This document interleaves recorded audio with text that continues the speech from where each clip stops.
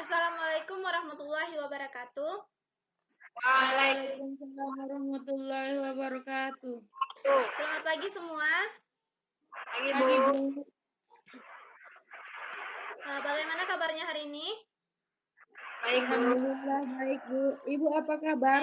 Alhamdulillah Ibu sehat ya. Alhamdulillah pada semangat semua ya. Iya, Bu. Oh iya. Sebelum kita mulai pelajaran, langkah baiknya kita berdoa dulu. Marilah sama-sama kita membacakan surat Al-Fatihah. Selesai. Baiklah, apakah sudah siap belajar semuanya? Sudah, Bu. Oke. Pada pelajaran kali ini, kita akan belajar tentang sistem operasi jaringan. Silakan Anda semua matikan dulu mikrofonnya. Ibu lihat masih ada yang belum mematikan mikrofonnya. Silakan dimatikan dulu agar fokus kepada materi ini. Oke. Sistem operasi jaringan atau Network Operating System, di mana sistem operasi jaringan ini adalah sebuah jenis sistem operasi yang ditujukan untuk menangani jaringan. Umumnya, sistem operasi ini terdiri atas banyak layanan atau servis yang ditujukan untuk melayani pengguna. Oke, untuk lebih lanjutnya, simak penjelasan Ibu ini. Oke, ini adalah pengertian yang tadi. Di mana sistem operasi adalah sebuah jaringan sistem operasi yang ditujukan untuk menangani jaringan. Umumnya, sistem operasi ini terdiri atas banyak layanan atau servis yang ditujukan untuk melayani pengguna, seperti misalkan layanan berbasis berkas, layanan berbagi alat pencetak atau printer, dan DNS atau Domain Name System Service, HTTP Service, dan lain sebagainya. Jika kita kaji tentang sistem operasi jaringan, mungkin banyak yang menggunakan sistem ini. Oke, selanjutnya kita masuk pada karakteristik sistem operasi jaringan. Di sini dia memiliki beberapa karakteristik. Yang pertama yaitu memiliki pusat kendali sumber daya jaringan, memiliki akses aman ke sebuah jaringan, dan mengizinkan remote user terkoneksi ke jaringan. Keempat, mengizinkan user terkoneksi ke jaringan lain. Misalnya, dia terkoneksi ke internet. Yang terakhir yaitu melakukan backup data dan memastikan data tersebut tersedia. Selanjutnya, kita masuk kepada fungsi, di mana sistem operasi ini memiliki fungsi umum. Yang pertama itu menghubungkan sejumlah komputer dan perangkat lainnya ke sebuah jaringan.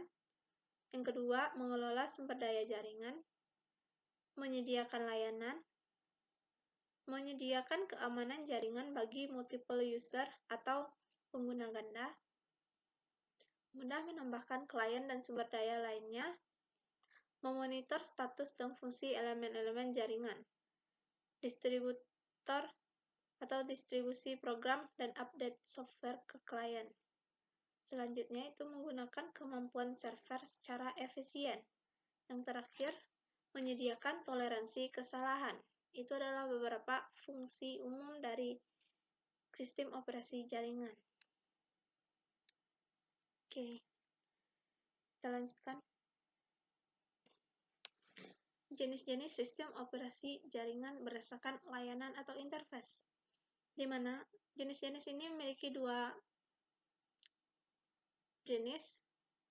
Yang pertama yaitu jenis sistem operasi jaringan berbasis GUI atau Graphic User Interface, di mana pengertiannya adalah sistem operasi yang dalam proses instalasinya, user tidak perlu menghafal sintaks atau perintah DOS atau bahasa pemrograman yang digunakannya. Berikut beberapa contoh sistem operasi jaringan berbasis GUI, yaitu Linux, Red Hat, Windows NT 351, Windows 2000, dan Windows Server 2003, termasuk juga Windows XP. Mungkin bisa Ibu contohkan Ini adalah komputer dengan Windows 10. Ibu contohkan seperti apa itu graphic user interface. Bisa kita contohkan seperti ini. Ini adalah misalkan ini bisa disebut dengan tampilan graphic user interface, di mana dia lebih menarik untuk dilihat, tidak seperti sistem operasi jaringan berbasis teks. Oke, kita akan bahas yang kedua.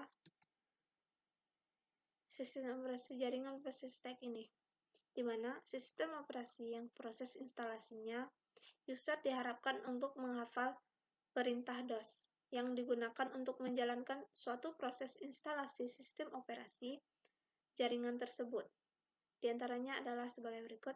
Ya, ini adalah contoh sistem operasi yang menggunakan teks: Linux Debian, Linux SUSE, Sun Solaris, Linux Mandrake, Knoppix, macOS, Unix, Windows NT, Windows 2000 Server, Windows 2003 Server. Mungkin untuk contoh, Ibu bisa contohkan seperti ini. Seperti komen kita ketikkan pada pencarian di komputer, atau bisa juga kita mengetikkan Windows R dan kita ketikkan di sini cmd, maka akan tampil layar seperti ini. Ini adalah tampilan sistem operasi berbasis teks. Di sini kita bisa mengetikkan, misalkan kita ingin melihat IP yang tersambung pada komputer ini, dengan mentekan ping dan masukkan IP yang ingin kita cari tahu. Mungkin seperti ini kita ketikkan. Nah, ini adalah sebagai contoh saja. Sudah paham, Bu. Kalau sudah, kita juga harus mengatur pengaturan untuk IP address-nya. Oke, ini sebagai contoh saja. Oke. Sampai sini paham? Jangan lupa mengisi absennya di Google Classroom ya. Ya, Bu. Oke. Mungkin materi kali ini tidak banyak. Akan Ibu lanjutkan pada pertemuan minggu besok. Dan pertemuan kali ini tidak perlu kita mengerjakan tugas. Silakan Ananda pelajari lagi materi yang sudah Ibu jelaskan. Jika ada yang ingin bertanya, silakan, nanti kita akan berdiskusi di grup WA. Oke, mungkin karena waktu kita sudah habis.